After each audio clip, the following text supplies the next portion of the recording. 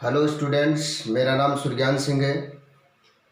मैं modern public senior secondary school science teacher और general mathematics teacher आज आपके सामने एक बेसिक टॉपिक लेके आया हूँ, इलेक्ट्रॉनिक विन्यास।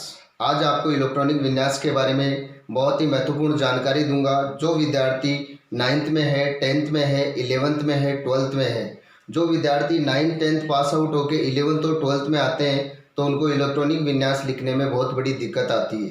तो वो दिक्कत नहीं आए इसलिए मैं आज आपके सामने एक छोटा सा टॉपिक लेके आया हूँ, इलेक्ट्रॉनिक विन्यास। विद्यार्थियों, इलेक्ट्रॉनिक विन्यास लिखने से पहले हमें कुछ कक्षकों के बारे में पता होना चाहिए। कक्षक यानी अपन पढ़ेंगे कक्षक कि कक्षक कौन कौन से होते हैं। देखो, एस, पी, डी और एफ, ये 4 कक्षक होते हैं। एस कक्षक में अधिकतम 2 इलेक्ट्रॉन होते हैं, पी में अधिकतम 6 इलेक्ट्रॉन होते हैं, डी में अधिकतम 10 इलेक्ट्रॉन होते हैं और एफ में अधिकतम 14 इलेक्ट्रॉन होते हैं। कम से कम 0 हो सकता है, ये अधिकतम इलेक्ट्रॉन है जिनको कक्षकों के बारे में हमें पता होना चाहिए, क्योंकि अपन इलेक्ट्रॉनिक विन्यास के बारे में अध्ययन करेंगे। अभी अपन जो आवर्त सारणी है, अपन आवर्त सारणी पढ़ेंगे जो 10th के सिलेबस में और 9th के सिलेबस में, 11th और 12th सभी के सिलेबस में अपन को देखने को मिलेगी। आवर्त सारणी पढ़ेंगे तो इसमें 1 से लेकर के 1 से 118 तक के तत्व हैं। इन सभी का इलेक्ट्रॉनिक विन्यास अपन चुटकियों में याद कर लेंगे। उन याद करने से पहले मैं इसलिए आपका फोकस थोड़ा इस पे कर रहा हूं, कक्षक पे। S, P, D, F. S कक्षक में अधिकतम 2 इलेक्ट्रॉन होंगे, पी कक्षक में अधिकतम 6 इलेक्ट्रॉन होंगे, डी कक्षक में अधिकतम 10 इलेक्ट्रॉन होंगे और एफ कक्षक में अधिकतम 14 इलेक्ट्रॉन होंगे। कम से कम कितने भी हो सकते हैं, न्यूनतम हो सकते हैं। देखिए आगे मैं इलेक्ट्रॉनिक विन्यास लिखने के क्रम के ऊपर आपको लेके चलता हूं। देखना, एस कक्षक लिखने का जो क्रम है वो मेरी ओर फोकस करना स्टूडेंट्स। आपको सिर्फ शामपट पे नजर रखनी है। देखिए, 1s, 2s, 3s, 4s, 5s, 6s, 7s। आगे पी कक्षक 2p, 3p, 3p। आगे 4p यानी 3p के बाद में अपने पास 3p, आगे 4p, 5p और 6p और 7p। आगे डी कक्षक आ गया, 3d, 4d, 5d, 6d, 4f और 5f। इस तरीके से लिखना है। यानी एस कक्षक को लिखेंगे 1s, 2s, 3s, 4s, 5s, 6s और 7s। पी कक्षक लिखेंगे 2p, 3p, 4p, 5p, 6p, 7p। D कक्षक लिखेंगे 3d, 4d, 5d और 6d। एफ लिखेंगे 4f और 5f। अब देखिए सामने नजर बोर्ड पे ध्यान रखना है, श्यामपट पे नजर होनी चाहिए। ये यूं रहेगा, ये यूं रहेगा, ये यूं रहेगा, ये यूं रहेगा, ये 3d होते हुए 4p 5s तक चलेगा, ये 4d 6s तक, ये 4f यहाँ तक 7s तक और ये यूं चलेगा। अब आपको ये समझ में आ गया होगा कि इलेक्ट्रॉनिक विन्यास बनाने का जो डायग्राम है, जो चित्रांकन अपन ये देखें कि ये जो फॉर्मूला अपन ने बनाया है वो हमें बेसिकली याद हो जाएगा। स्टूडेंट था आपको कि ये जो अपन ने फॉर्मूला बनाया है ये बेसिकली बहुत इजी है।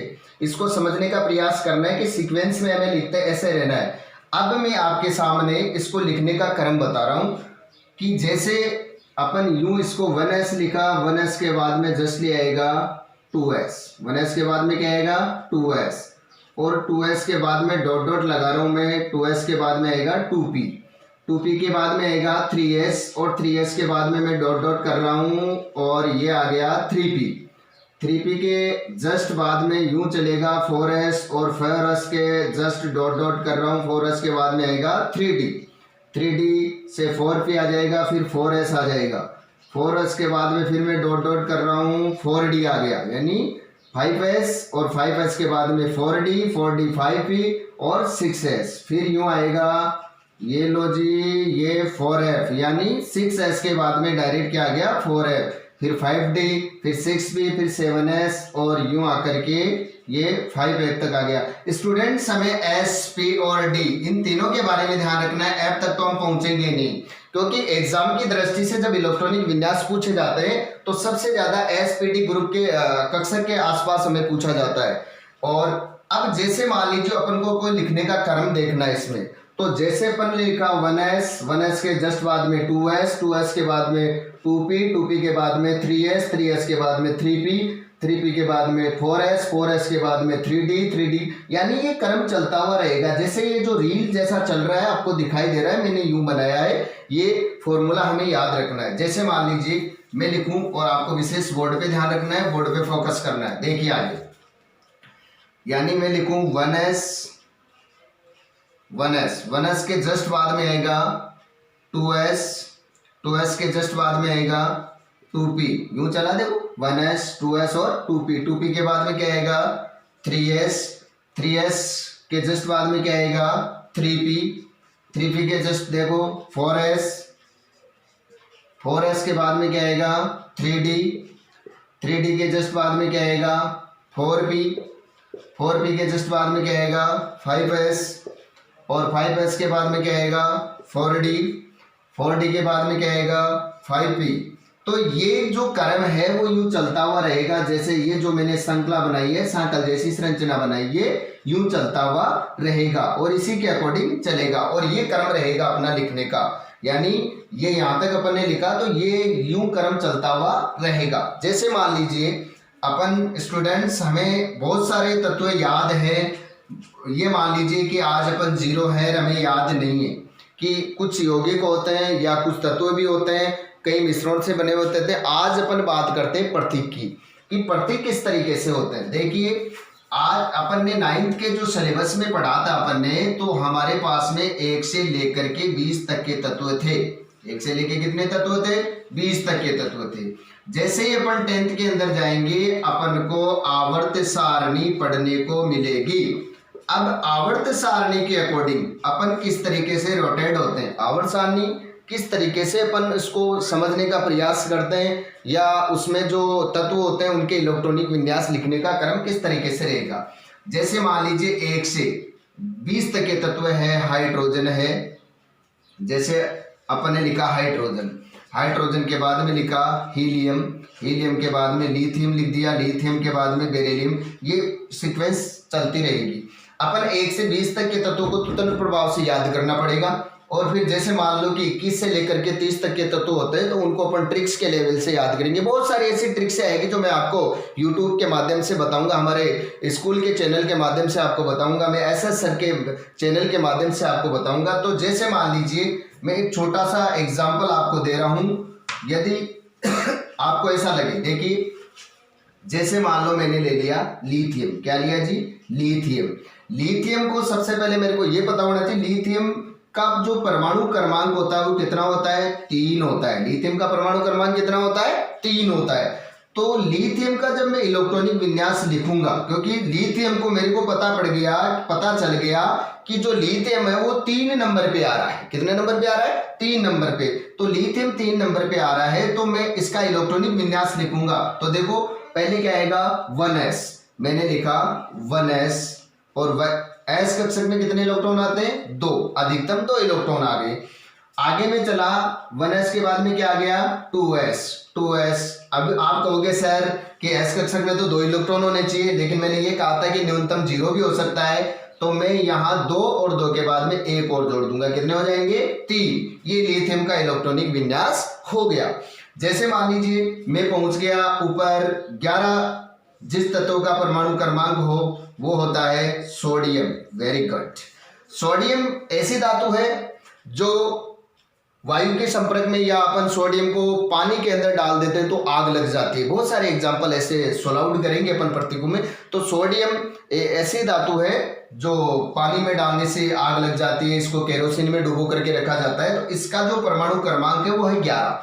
इस सोडियम का जो अपन इलेक्ट्रॉनिक विन्यास लिखेंगे वो देखना वही इसी सीक्वेंस में चलेगा। 1s का स्क्वायर हो गया, आगे चलूं 2s का क्या हो जाएगा, स्क्वायर हो जाएगा, यानी 1s का स्क्वायर हो जाएगा और किसका स्क्वायर हो जाएगा, 2s का स्क्वायर हो जाएगा। 2s के बाद में किसका हो जाएगा, 2p और p में कितने इलेक्ट्रॉन होते हैं, 6। अब देखो 6 2 8 2 10 और p कक्षक 2p के जस्ट बाद में आ रहा है 3s और 3s क्या हो गया, 1। ये लो साहब सोडियम का इलेक्ट्रॉनिक विन्यास हो गया। सोडियम का क्या हुआ, 1s का स्क्वायर, 2s का स्क्वायर, 2p6 और 3s1। आगे बात समझ में। अब आप ये कहोगे सर एक बड़ा ले लिया अपन ने, कैल्शियम ले लिया जी। कैल्शियम कितने नंबर पे आता है, कैल्शियम सर 20 नंबर पे आता है। तो 20 नंबर पे कैल्शियम है तो कैल्शियम का इलेक्ट्रॉनिक विन्यास भी अपन लिख सकते हैं। कैसे लिखेंगे जी, कैल्शियम का इलेक्ट्रॉनिक विन्यास लिखेंगे 1s2, फिर लिखेंगे 2s2, फिर वही सीक्वेंस चलेगी 2p6। यानी यहाँ स्टूडेंट्स थोड़ा दिखाई नहीं दे रहा बोर्ड पे। अब देखते हैं अपन यहाँ कैल्शियम की, दोबारा देखिए एक बार कैल्शियम का जो इलेक्ट्रॉनिक विन्यास है Ca कैल्शियम।